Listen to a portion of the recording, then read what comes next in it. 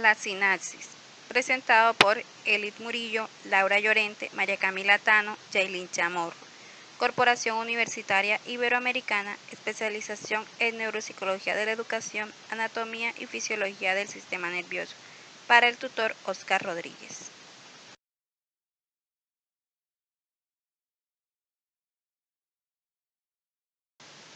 Impulso nervioso. Es la capacidad de las neuronas de cambiar su potencial eléctrico y transmitir este cambio a través de su axón.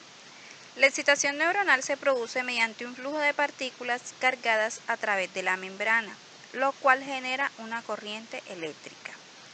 Es decir, el impulso nervioso o eléctrico es una señal que transmite de neurona a neurona y que tiene como finalidad pasar la información sensitiva o motora hasta llegar a la estructura del cuerpo donde se generó el estímulo desencadenante.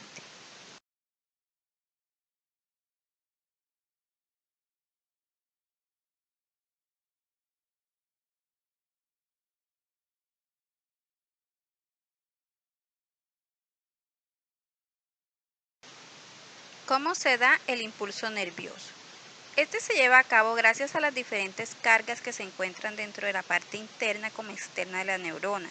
Es decir, la neurona con polaridad interna negativa se mantiene en reposo, lo que se conoce como potencial en reposo. Luego se realiza un intercambio de sustancia entre la neurona y el exterior, lo que conlleva a la polaridad de la neurona cambie, convirtiéndose en positiva y activándose el potencial de acción. Y es aquí que el impulso nervioso termina de recorrer la neurona y la membrana donde se generó el proceso retorna a potencial de reposo. Elementos que participan en el impulso nervioso. Como elemento principal encontramos los iones y aniones, que son las diferentes cargas positivas y negativas de la zona neural. Otro elemento importante son los neurotransmisores, que son los encargados de la entrada y salida de los iones. Bomba de sodio y potasio. Es un transporte activo primario muy importante que se encuentra en todas las células del cuerpo. Las bombas de sodio con carga positiva y potasio con carga positiva transportan 3 sodios con carga positiva hacia afuera del citoplasma celular por cada 2 potasios con carga positiva que transportan hacia el citoplasma. Este transporte es activo para ambos iones porque ambos se mueven contra sus gradientes de concentración. El potasio con carga positiva tiene concentración más alta en el líquido extracelular que en el citoplasma, mientras que la concentración de potasio con carga positiva es más alta en el citoplasma que en el líquido extracelular. Aquí encontramos una imagen que hace referencia a la principal bomba de sodio de potasio. La función principal de la bomba de sodio de potasio es la liberación de la energía contenida en la molécula ATP, adenosis trifosfato, para mover el sodio de adentro hacia afuera de la célula, introduciendo al mismo tiempo el potasio.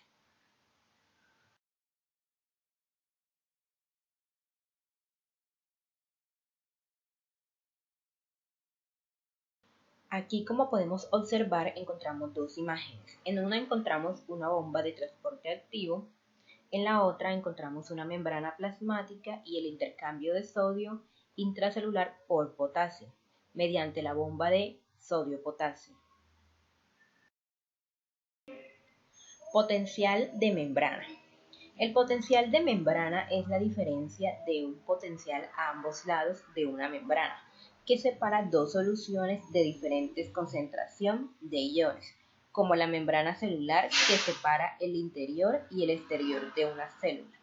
El potencial de membrana está mediado por iones.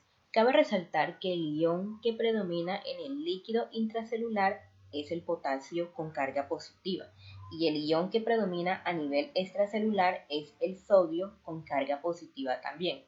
El potencial de membrana depende de su gradiente de concentración y su permeabilidad de membrana. La membrana plasmática por lo general es más permeable al potasio que a cualquier otro ion, por lo que el potencial de membrana está determinado principalmente por el gradiente de concentración de potasio. Potencial de membrana en reposo. El potencial de membrana en reposo es un fenómeno que ocurre cuando la membrana de las células nerviosas no están alteradas por potenciales de acción, ni excitatorios ni inhibitorios. La neurona se señaliza, no envía ningún tipo de señal a otras células nerviosas a la que estén conectadas y se encuentran en un estado de descanso. Cambios en la membrana en reposo. Son dos los fenómenos que ocurren para que se pueda transmitir la señal eléctrica. 1. La despolarización. Las células se vuelven menos negativas con respecto al exterior de las neuronas. Se disminuye el potencial de membrana. La hiperpolarización. El potencial de membrana en reposo se sobrepasa, haciendo que la membrana se encuentre más polarizada de lo normal.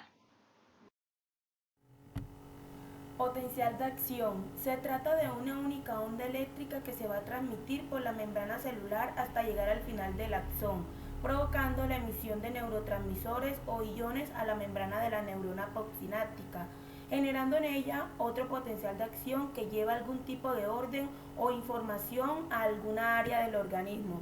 Es decir, este consiste en una rápida despolarización de la membrana alcanzando valores positivos y dando lugar a un cambio de polaridad a través de la membrana. Esta durará entre 1 o 2 milisegundos.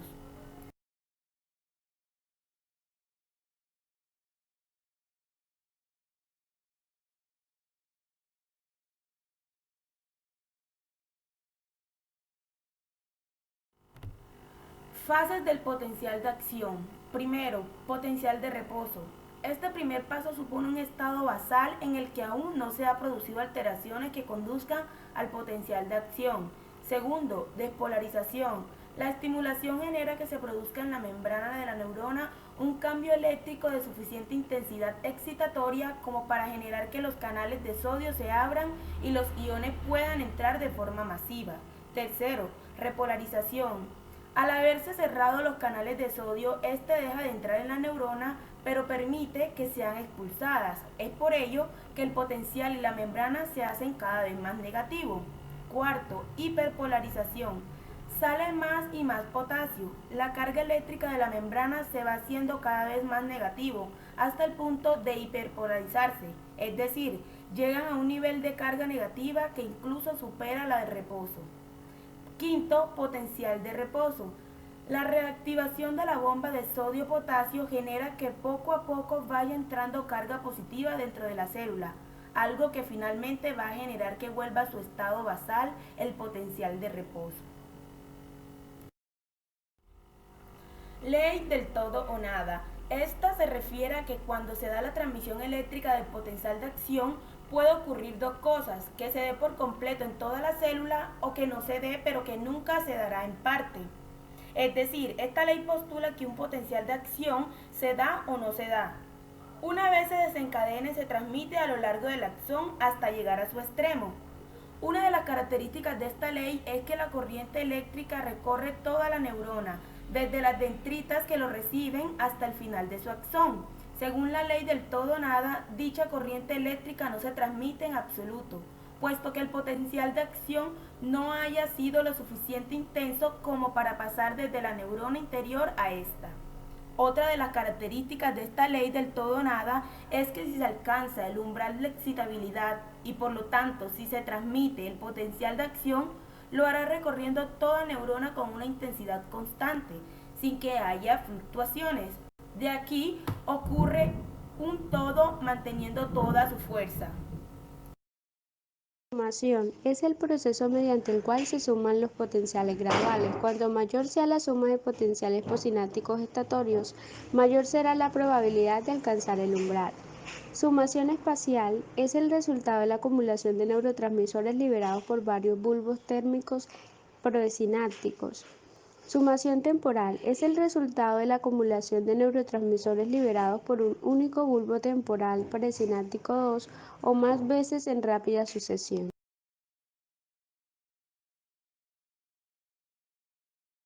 Sinapsis es la transmisión de los impulsos nerviosos entre dos neuronas. La sinapsis se establece normalmente entre la parte terminal del axón y el cuerpo de las dendritas de otra neurona.